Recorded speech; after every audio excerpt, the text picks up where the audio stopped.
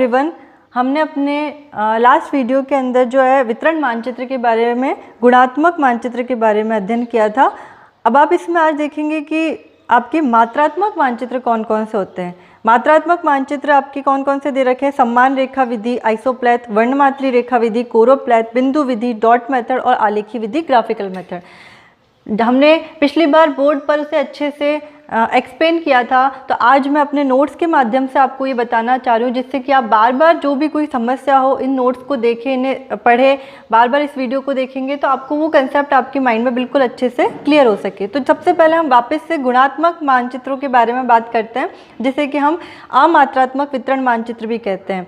Qualitative map, सबसे पहली चीज़ कौन सी वस्तु कहाँ पाई जाती है? गुणात्मक मानचित्र के अंदर सबसे पहली चीज़ होती है कि जो वस्तु है आपकी वो कहाँ पाई जाती है।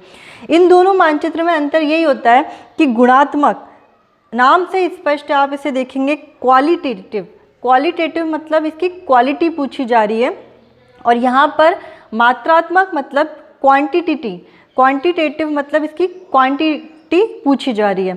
तो यहाँ आपके जो गुणात्मक मानचित्र है उसमें ये पूछा जाता है कि जो वस्तु है वो कहाँ पाई जाती है, जिसमें हम पहला इसकी विधि देखते हैं, रंगारेख विधि, जिसको हम रंगक विधि भी कह सकते हैं और कोरोक्रोमैटिक भी कहते हैं। कलर्ड मेथड, कोरोक्रोमैटिक, इसका प्रयोग कहाँ किया जाता है? आपकी रंगारेख विधि का प्रयोग जो है प्राकृतिक प्रदेशों, भूमि उपयोग के प्रकारों, प्राकृतिक वनस्पतियों और मृदा प्रकारों के लिए किया जाता है। मैंने अपने पिछले वीडियो में इसको बहुत अच्छे से समझाया है, जिसमें पहाड़ी क्षेत्रों के लिए इसमें भूरा रंग आप देखेंगे कि अब इस मानचित्र को आप अच्छे से देखिए। इसमें कलर्ड मेथड जो इसका कोरोक्रोमैटिक जो मैप है, इसमें आप इस मानचित्र को ध्यान से देखेंगे तो आप देखिए इसमें रंगों का प्रयोग किया गया है। ये राजस्थान का एक मानचित्र है जिसमें रंगों का प्रयोग किया गया है। राजस्थान के भौतिक विभाग दर्शाए गए। अब राजस्थान के जो भौतिक विभाग दर्शाए गए हैं, इसके अंदर आप देखिए उत्तरी पश्चिमी जो मरुस्थलीय प्रदेश है उसमें आपका येलो कलर किया गया है। जो घग्गर का मैदान है इसमें आपका थोड़ा सा पीच कलर किया गया है। राजस्थान बांगड़ वाला जो आपका प्रदेश है उसमें हल्का लाइट ब्लू कलर किया गया है। आपका अरावली पर्वतीय क्षेत्र है उसमें ब्राउन कलर किया गया है। पूर्वी मैदानी क्षेत्र में आपका ग्रीन कलर किया गया और दक्षिणी पूर्वी पठारी प्रदेश में आपका लाइट येलो कलर किया गया। तो आप इस जो मानचित्र को देखेंगे इसमें किसका प्रयोग किया गया? आपका रंगों का प्रयोग किया गया। तो रंगों का प्रयोग जहाँ भी किया जाता है उस मानचित्र को हम क्या कहते हैं? कोरोक्रोमैटिक मैप कहते हैं। ठीक है, इन मानचित्रों को उच्च स्तर से न्यून स्तर तक रंग भरकर मात्रात्मक मानचित्र भी बनाया जा सकता है। मतलब कि आप इसमें ये देखेंगे कि इस मानचित्र के अंदर आपने रंगों का प्रयोग किया है, लेकिन उन रंगों को आपने कहीं भी इधर उधर रख दिया। ठीक है, जिसके अंदर आपने जो सीमाएं बनाई हैं उन सीमाओं के अंदर कोई आपकी राज्यों की या जिलों की जो इकाइयां हैं, जिलों की सीमाएं इसमें नहीं दिखाई गई। इसमें आप देखेंगे तो इस मानचित्र में आपको जिलों की सीमाएं नहीं दिखाई गई है। जबकि जो आपके मात्रात्मक मानचित्र होते हैं, मात्रात्मक मानचित्र की हम आगे और अच्छे से बात करेंगे। मात्रात्मक मानचित्र में आपकी जो वर्णमात्री विधि होती है, उस वर्णमात्री विधि के अंदर हम क्या बनाते हैं? जिलों की या राज्यों की सीमाएं बनाते हैं, और जिलों की और राज्यों की सीमाएं बनाने के बाद हम उसमें जो एक ही रंग का प्रयोग करते हैं, तो उसमें डार्क शेड से लेते हुए लाइट शेड तक एक ही कलर का प्रयोग करते हैं। जबकि हमने रंगारेख विधि के अंदर अलग अलग रंगों का प्रयोग किया है। तो अगर आपका मात्रात्मक मानचित्र के अंदर रंगों का प्रयोग किया जाता है तो उसमें इसमें क्या लिखा है? उच्च स्तर से न्यून स्तर तक रंग भरकर। मतलब कि आपको एक ही रंग का प्रयोग करते हुए उसको डार्क शेड दिखाते हुए उसके लाइट शेड तक जाना होता है। दूसरी हम विधि पढ़ रहे हैं इसमें, सामान्य छाया विधि, सिंपल शेड मेथड। अब इसमें क्या है? आपका वर्णमात्री विधि से भिन्न सामान्य छाया मानचित्रों का प्रकाशन रंगारेख की अपेक्षा सस्ता होता है। आप सभी देखेंगे कि जो हम कई प्रकार के जो अपने न्यूज़पेपर्स होते हैं, बुक्स वगैरह होती है, अगर उसके अंदर अगर कलर्ड मानचित्र होते हैं, कलर्ड मैप होते हैं, तो वो हमें थोड़े कॉस्टली पड़ते हैं, थोड़े महंगे पड़ते हैं। जबकि हमारे जो ब्लैक एंड वाइट मैप्स होते हैं वो हमें सस्ते पड़ते हैं। ठीक है, तो सामान्य छाया विधि इसलिए काम में ली गई कि इसमें सिर्फ ब्लैक एंड वाइट कलर्स का यूज़ होता है, शेडिंग का यूज़ होता है। तो आपके ये जो मानचित्र है ये आपके रंगारेख मानचित्र के कंपेयर में क्या होते हैं? सस्ते होते हैं। इसका प्रयोग जलवायु कटिबंध, कृषि पेटियाँ, विभिन्न फसलों के क्षेत्र आदि में किया जाता है। मतलब जो आपकी सामान्य छाया विधि है उसका जो प्रयोग है आपके वो जलवायु कटिबंध, कृषि पेटियाँ, विभिन्न फसलों के क्षेत्र में किया जाता है। जैसे कि आप इस मानचित्र को देखिए।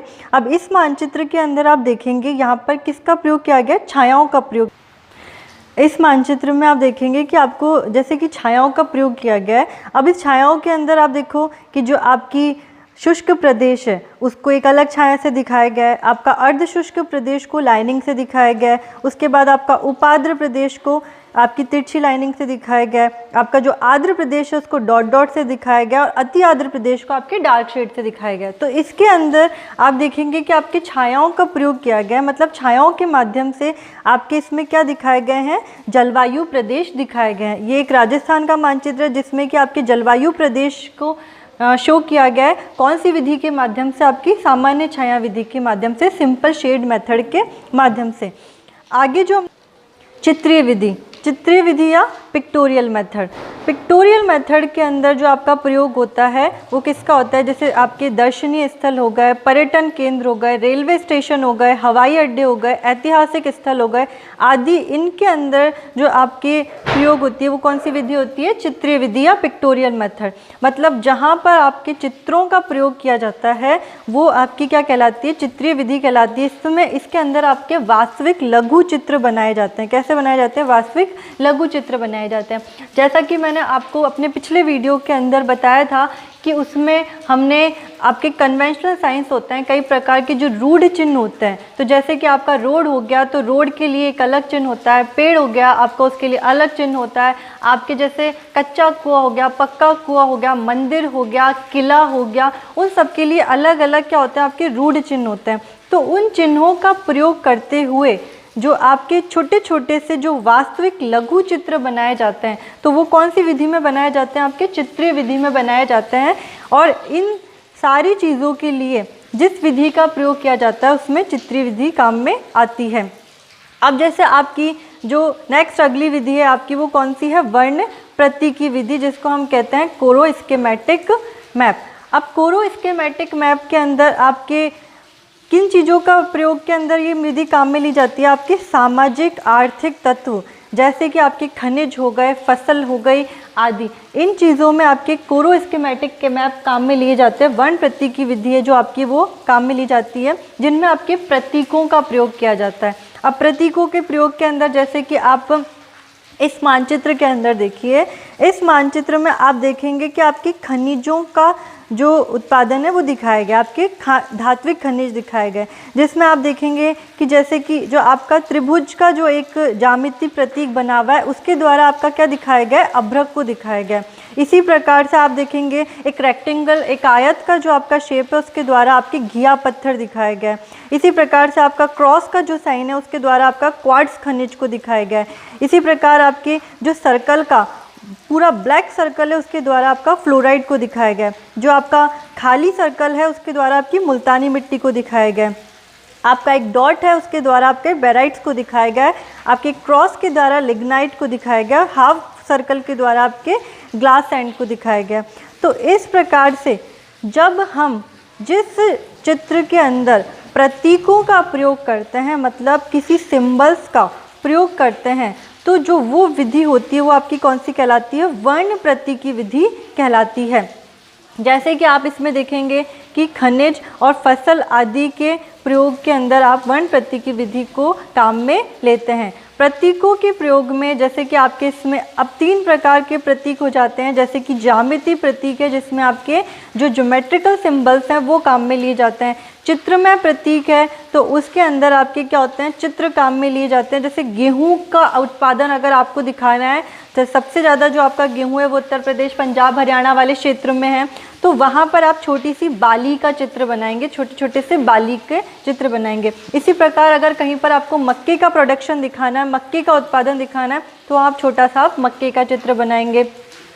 अगर आपको कहीं पे चाय का प्रोडक्शन दिखाना है, चाय का उत्पादन दिखाना है, तो आप चाय की छोटी छोटी सी पत्तियों का चित्र बनाएंगे। मतलब चित्र में प्रतीक के अंदर हम छोटे छोटे चित्रों को बनाते हैं। इसी प्रकार से हम मूलाक्षर प्रतीक को लेते हैं। मैंने अपने पिछले वीडियो में भी आपको बहुत अच्छे से बताया है कि मूलाक्षर के अंदर क्या होता है कि जैसे आपको व्हीट को दिखाना है, गेहूँ को दिखाना है, तो जो व्हीट का पहला लेटर है आपका, पहला जो आपका अक्षर है वो क्या है, W। तो जहाँ पे भी आपका वीट का प्रोडक्शन अधिक होगा वहाँ पर हम क्या लिख देंगे, W लिख देंगे। जहाँ पर आपका राइस सबसे ज़्यादा होगा तो वहाँ पर हम इसका पहला लेटर R लिख देंगे। तो इस प्रकार से आपके मूलाक्षर प्रतीक होते हैं। तो प्रतीकों के अंदर आपके क्या हो जाएंगे, जैसे ज्यामिति प्रतीक हो गया, चित्रमय प्रतीक हो गया और आपका मूलाक्षर प्रतीक हो गया।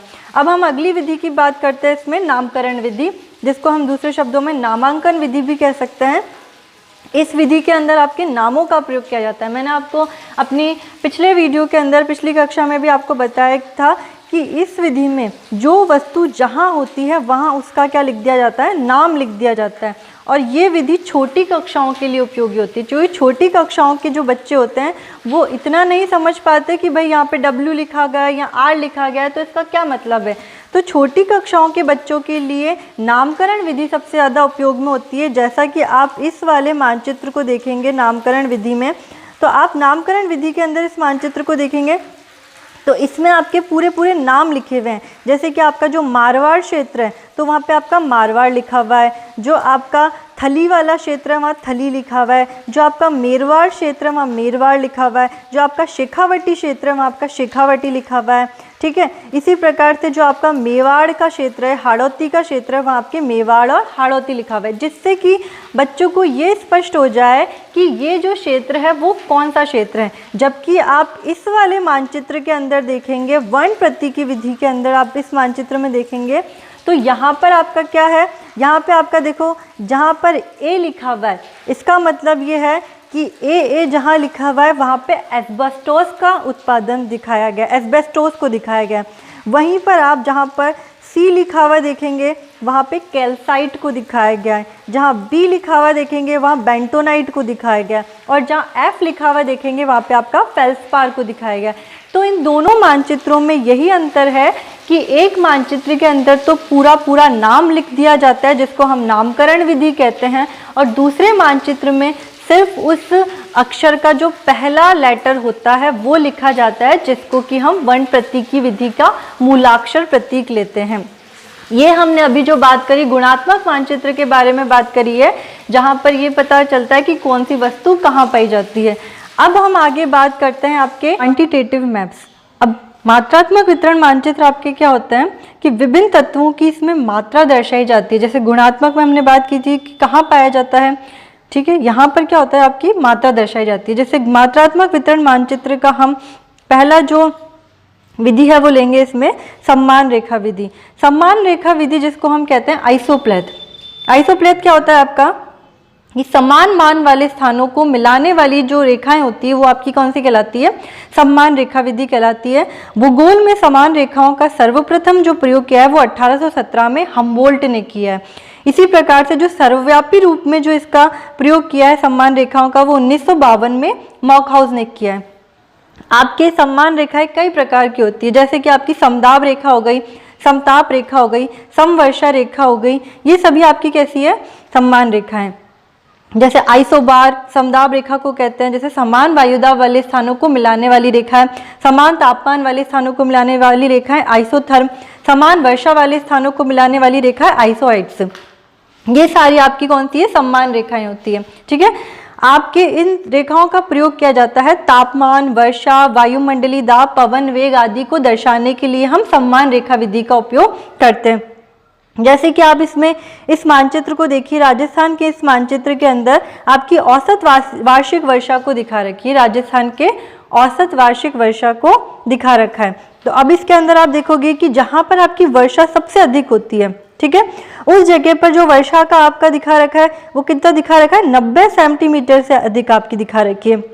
जहाँ आपकी वर्षा धीरे धीरे कम होती जा रही है वहाँ आपका 80 सेंटीमीटर से अधिक। उसके बाद में आपका जो जैसलमेर बीकानेर वाला एरिया है वहाँ आपका 10 सेंटीमीटर से भी अधिक वर्षा को दर्शाया जाए। मतलब ये जितनी भी आपकी जो लाइनें हैं वो कौन सी रेखाएं हैं, आपकी सममान रेखाएं हैं, जिसको हम कहते हैं आइसोप्लेथ। इसके द्वारा हम तापमान को, वर्षा को, वायुमंडलीय दाब को, इन सब जो आपके क्लाइमेटिक फैक्टर्स हैं इनको हम दिखा सकते हैं। जैसे कि आपके इस मानचित्र के अंदर औसत वार्षिक वर्षा को दर्शा रखा है। आगे हम बात करते हैं वर्णमात्री विधि की। वर्णमात्री विधि जिसको हम कहते हैं कोरोप्लेथ मैप। कोरोप्लेथ मैप जो होता है इसका प्रयोग किया जाता है आपका जनसंख्या घनत्व, कृषि घनत्व, जिस भी चीज़ की डेंसिटी दिखानी होती है, मतलब घनत्व दिखाना होता है, तो आपकी वर्णमात्री विधि का प्रयोग किया जाता है। मैंने आपको सामान्य छाया विधि पढ़ाई थी और रंगारेख विधि पढ़ाई थी। इसमें भी छायाओं का प्रयोग किया जाता है और उसमें भी छायाओं का प्रयोग किया जाता है, लेकिन दोनों में अंतर ये है कि आप देखेंगे, आप अभी इस भारत के मानचित्र को ध्यान से देखिए। इस मानचित्र को देखने पर आपको इसमें सभी राज्यों की सीमाएं दिखाई दे रही हैं। सभी राज्यों की क्या दिखाई दे रही है? सीमाएं दिखाई दे रही हैं। तो सामान्य छाया विधि के अंदर जो आपकी राज्यों की, जिलों की जो सीमाएं होती है वो नहीं बनी हुई होती है, ठीक है। जबकि आपकी जो वर्णमात्री विधि है इसके अंदर आपकी क्या बनी हुई होती है? राज्यों की या जिलों की सीमाएं बनी होती है। अगर हम यहाँ पे राजस्थान का मानचित्र लाते तो उसमें जिलों की सीमाएं बनी हुई होती और आपके राजस्थान के जिलों की डेंसिटी को शो किया हुआ होता। यहाँ भारत का मानचित्र आपके सामने है तो भारत के राज्यों की जो है वो सीमाएं इसमें दर्शा रखी है। इससे हम और अच्छे से अपने ब्लैक बोर्ड के माध्यम से आपको समझाने की कोशिश करेंगे। तो सामान्य छाया विधि और वर्णमात्री विधि में ये सबसे बड़ा अंतर होता है। इसके अलावा जो आपकी इसमें देखिए कि इसमें गहरी छाया से लेके जो हल्की छाया है वहाँ तक हम इसको लेके जाते हैं। जैसे जहाँ अधिक घनत्व होता है उसको गहरी छाया से शो किया जाता है, जबकि जैसे जैसे घनत्व कम होता जाता है वैसे वैसे वो छाया क्या होती जाती है? कम होती जाती है। तो वर्णमात्री विधि में हम घनत्व को, डेंसिटी को शो करते हैं। जब भी हमें किसी चीज़ का घनत्व दर्शाना होता है, चाहे वो जनसंख्या घनत्व हो, चाहे वो पशु घनत्व हो, चाहे वो कृषि घनत्व हो, तो उसके लिए हम कौन सी विधि का उपयोग करते हैं? वर्णमात्री विधि या कोरोप्लेथ मैप का उपयोग करते हैं। आगे हम बात करेंगे आपकी डॉट मेथड का, ठीक है, जिसको हम कहते हैं बिंदु विधि। बिंदु विधि जो आपकी होती है ये आपके वितरण को दर्शाती है। जब भी हमें जनसंख्या, पशु या फसलों के वितरण को दिखाना होता है तो हम कौन सी विधि की बात करते हैं? बिंदु विधि की बात करते हैं। आप राजस्थान के इस मानचित्र को देखिए, इसमें आपको कई प्रकार के एक समान आकार के बिंदु दिखाई दे रहे हैं। इसमें क्या होता है, हम एक मापक, एक पैमाना मान लेते हैं कि मान लीजिए एक बिंदु बराबर आपके 50,000 व्यक्ति, ठीक है, एक बिंदु बराबर 50,000 व्यक्ति। तो उस जिले की जो कुल जनसंख्या होती है, उस कुल जनसंख्या में जब हम 50,000 का भाग देते हैं तो जितनी भी संख्या निकल के आती है उतने बिंदु उस जिले के अंदर लग जाते हैं। जैसे कि आप इसके अंदर जैसलमेर, जयपुर, कई ज़िले इसके अंदर आप देख रहे हैं। सबसे ज़्यादा आपकी जो जनसंख्या होती है वो कौन से ज़िले की होती है? आपकी सबसे ज़्यादा जनसंख्या है जयपुर ज़िले की। तो जो आपकी जयपुर ज़िला है, जयपुर ज़िले की यहाँ पे जनसंख्या लगभग 52,52,388 दे रखी है, ठीक है। जयपुर ज़िले की जनसंख्या दे रखी है 52,52,388। अब आप इसमें ये देखेंगे कि जब हमने अपना पैमाना एक बिंदु बराबर 50,000 व्यक्ति माना है तो हम इस जयपुर ज़िले की जनसंख्या में 50,000 का भाग देंगे तो आपके जो निकलने पर आएंगे वो कितने आएंगे? 101 बिंदु आएंगे। तो इस प्रकार से हम इस जयपुर ज़िले के अंदर अपने टोटल कितने बिंदु लगा देंगे? 101 बिंदु लगा देंगे। मतलब कि आपके इसी प्रकार से अगर सबसे कम जनसंख्या आपकी इसमें जैसलमेर ज़िले की है तो जैसे जैसलमेर ज़िले के अंदर आपके 5,07,999 आपकी जनसंख्या है जैसलमेर ज़िले की। तो जब हम 5,07,999 से भाग देंगे 50,000 का तो आपके 10 निकल के आएगा। तो हम जैसलमेर ज़िले में 10 बिंदु लगा देंगे। इस मानचित्र को हम ब्लैक बोर्ड की सहायता से और अच्छे से समझाने की कोशिश करेंगे।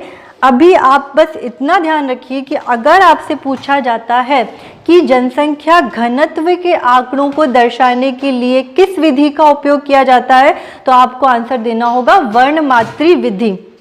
और अगर आपसे पूछा जाता है कि जनसंख्या वितरण को दर्शाने के लिए कौन सी विधि का उपयोग किया जाता है, तो आपको आंसर देना होगा बिंदु विधि। मतलब घनत्व के लिए कोरोप्लेथ मैप का यूज होता है और वितरण दिखाने के लिए आपके बिंदु विधि का उपयोग होता है। डेंसिटी के लिए कोरोप्लेथ और डिस्ट्रीब्यूशन के लिए आप डॉट मेथड का यूज करते हैं। इस प्रकार से हमारी मात्रात्मक मानचित्र की तीसरी विधि है बिंदु विधि। अब हमारी अगली मात्रात्मक मानचित्र की चौथी विधि आती है आरेखी या आलेखी विधि। आरेखी और आलेखी विधि जो होती है, इसमें कई प्रकार के आंकड़ों को आरेख या आलेख के माध्यम से दर्शाया जाता है, जिसके बारे में हम आगे और विस्तार से पढ़ेंगे। जैसे कि आपके कई प्रकार के आरेख आलेख होते हैं, जैसे कि हम दंड आरेख ले लें, पिरामिड आरेख ले लें, वृत्तारेख ले लें, ठीक है। आप लाइन डायग्राम ले लीजिए, बार डायग्राम ले लीजिए, पिरामिड डायग्राम ले लीजिए, सर्कल डायग्राम ले लीजिए, रिंग डायग्राम ले लीजिए। इस प्रकार से आपके कई प्रकार के जो डायग्राम्स होते हैं, आपके आलेख आरेख होते हैं, तो वो आपके कौन सी विधि में आते हैं, आरेखी या आलेखी विधि में। इसके बारे में हम विस्तार से आगे पढ़ेंगे, जिसके ऊपर पूरा आपका एक चैप्टर दे रखा है। तो आज जो हमने अपनी बात करी वो गुणात्मक और मात्रात्मक मानचित्रों के बारे में बात करी। आपको ये याद रखना है कि गुणात्मक मानचित्र कौन कौन से होते हैं और मात्रात्मक मानचित्र कौन कौन से होते हैं। आपको ये पता होना चाहिए कि ये जितने भी सारे हैं वो आपके गुणात्मक मानचित्र और ये जितने भी सारे हैं वो आपके मात्रात्मक मानचित्र हैं। कभी कभी आपके वाइवा में भी क्वेश्चन पूछ लिया जाता है या कॉम्पिटिशन्स के अंदर भी आपका कई बार क्वेश्चन पूछ लिया जाता है कि जो आपकी वर्ण प्रतीकी विधि है या कोरो स्कीमेटिक आपका मैप है, कोरो स्कीमेटिक है, ये किस प्रकार का मानचित्र है, ठीक है। कोरो स्कीमेटिक मैप किस प्रकार का मानचित्र है। मान लीजिए आपके ऑप्शन में गुणात्मक मानचित्र दे दिया जाए, मात्रात्मक मानचित्र दे दिया जाए या कोई नहीं दे दिया जाए, तो उसमें आपको राइट आंसर कौन सा करना है, गुणात्मक मानचित्र करना है। तो आपके इस प्रकार से भी सवाल पूछे जा सकते हैं कि जैसे वर्णमात्री रेखा विधि है, ये किस प्रकार का मानचित्र है, तो ये आपका है मात्रात्मक मानचित्र। तो आपको ये पता होने चाहिए कि गुणात्मक मानचित्र कौन कौन से हैं और मात्रात्मक मानचित्र कौन कौन से हैं। आगे आपका जो वर्णमात्री विधि है और बिंदु